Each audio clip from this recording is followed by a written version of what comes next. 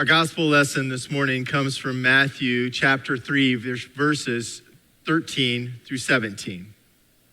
Let us together listen for the voice of the Lord. Then Jesus came from Galilee to John at the Jordan to be baptized by him.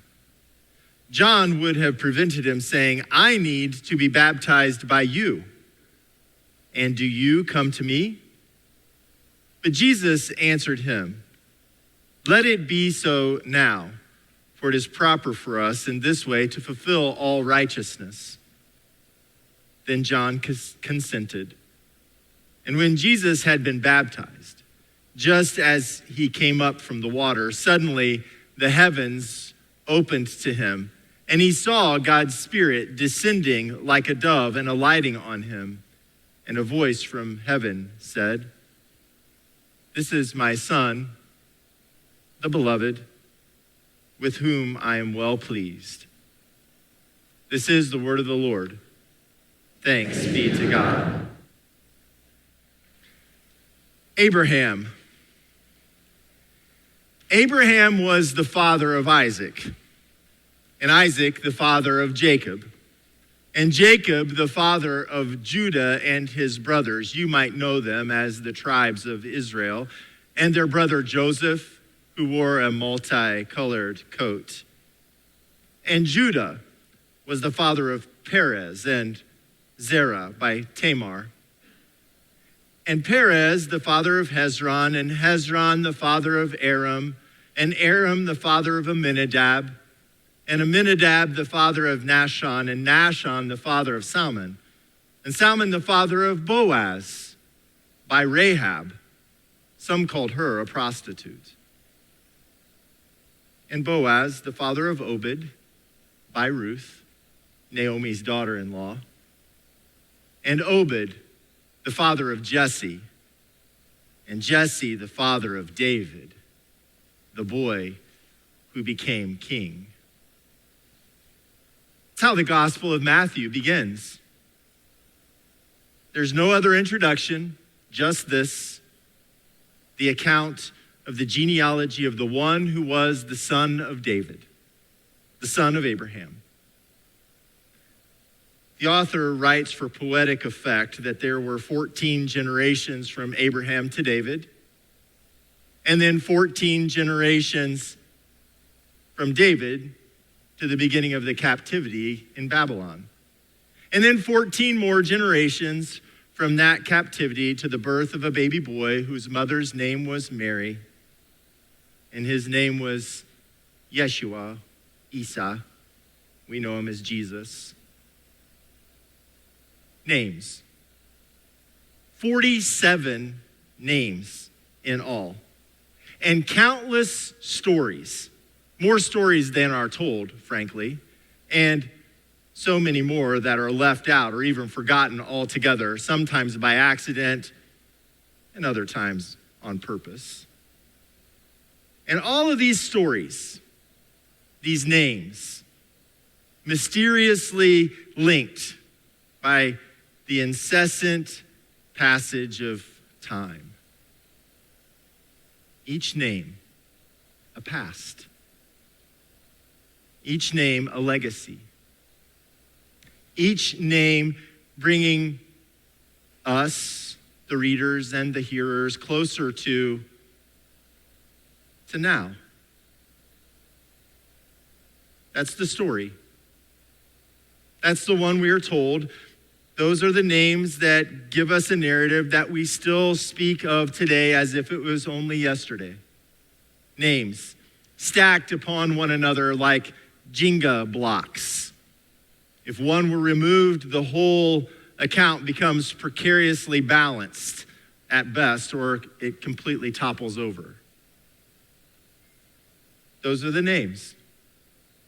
Every single one of them, every single story, every single link in the genealogical chain that together bring us to the waters of the Jordan. And there we are told the story that I told, that I read, that John, the baptizer, was baptizing all comers, and they came from every direction, we are told.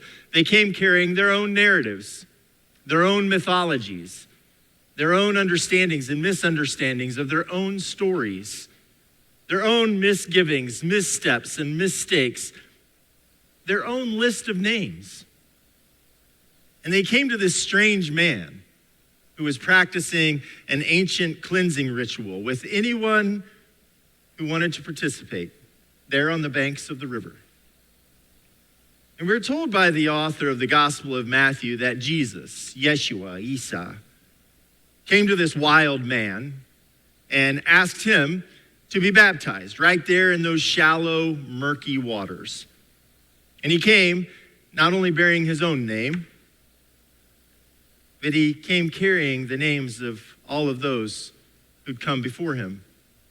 They echoed in his heart and in his mind, because he didn't come to the water alone. John disavowed the idea at first, claiming that it was he that should be baptized by Jesus. But Jesus answered him, "No, no. Let it be so now, for it is right in this way to fulfill the way things are to be." And then John consented, we are told. And as the story goes, when Jesus had been baptized, just as he came up out of the water back onto the shore, he saw heaven open up to him and the Spirit of God descending upon him like a dove and landing on him. And a voice then said, "You've heard it. This is my Son, the beloved, with whom I am well pleased."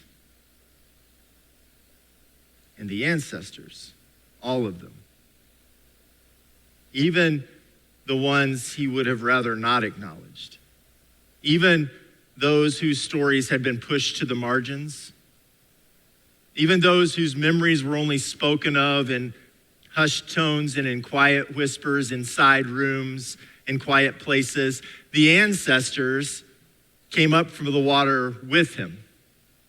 Because he did not come to the water alone. They all helped him get there. Their stories formed him. And the same is true for you,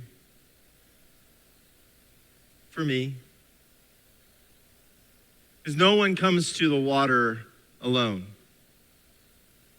We all have a genealogy, names, stories.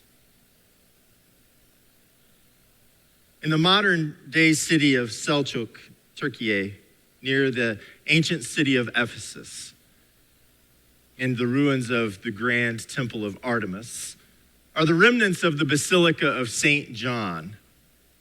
Now, this basilica was built over the rumored and celebrated site of the tomb of the apostle by the same name, John. This 6th century church, one of the largest in its day, was built in the footprint of a chapel that was built there in the 4th century CE, 300s. And this basilica remained in use into the late 14th and 15th, early 15th century, when it was finally abandoned. And next to Constantinople, Istanbul, Ephesus was the second most important city in the entire Byzantine Empire. All that remains today of this once powerful basilica are portions of the stone walls. Once majestic columns, marble columns, now in pieces on the ground. Beautiful reliefs, intricately carved into stone, now decorate the grass walkways. And there's a stone outline of the entire building. The narthex, the circular chancel with this private walkway behind for the priests to get from one side to the other. A grand, spacious nave. And then just north of the nave, in a tiny little room that looks like a key is the baptistry. And there on a mosaic tiled floor is a small octagonal shaped baptism pool. It's only approximately waist deep for me. And there's just enough room for only one person to be in there at a time. And there are 4 steps that come down from the west, and then 4 more steps that go up to the east, going toward light, sunrise. Today, there's not any water in the baptism pool, as the church is obviously no longer in use. But even still, there is something powerful about that room, now void of a roof that opens up into the heavens.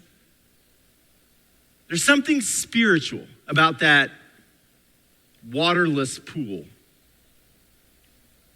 I've had the opportunity and absolute honor to stand in that now empty pool about a dozen times in my life. And every single time, as I descend those steps and stand in the center, I found myself being swept away into the past, thinking about the names and the faces and the stories behind those who were baptized there in that pool. Just think about it. Think about the history. Who could have walked through those waters throughout the centuries? Who could have been baptized there once? Consider the possibilities. Think about the stories. Think about the legacy of those gone before. And the amazing thing is that not a single one of them, no, not one, came to those waters alone. There were those who shaped them, who guided them, who nurtured them throughout their lives. There were those who would come after them, generation upon generation, shaped by their stories. There's you, and there's me. We're too a part of that narrative. Yeah. No one ever comes to the water alone. No one. We carry so many names, so many stories with us. They echo in our minds and in our hearts. It may be happening for you now. The ancestors, all of them. Even the ones we would rather not acknowledge, and we all have them.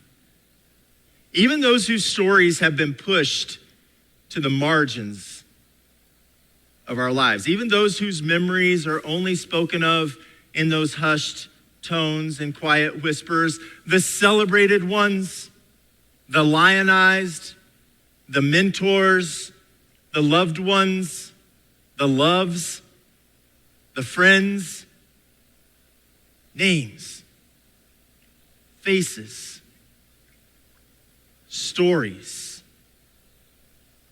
They all helped us get here. Whose names, faces, and stories are you carrying with you today? Who helped get you to this place? Right where you are. Right now. Whose stories are the foundation, the background of your own?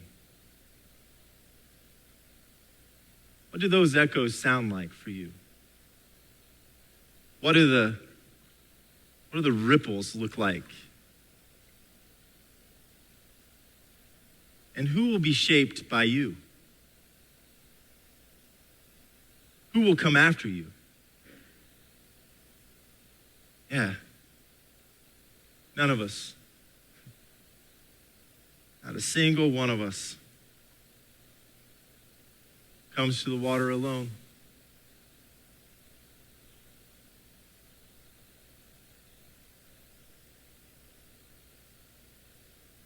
Thanks be to God. Amen.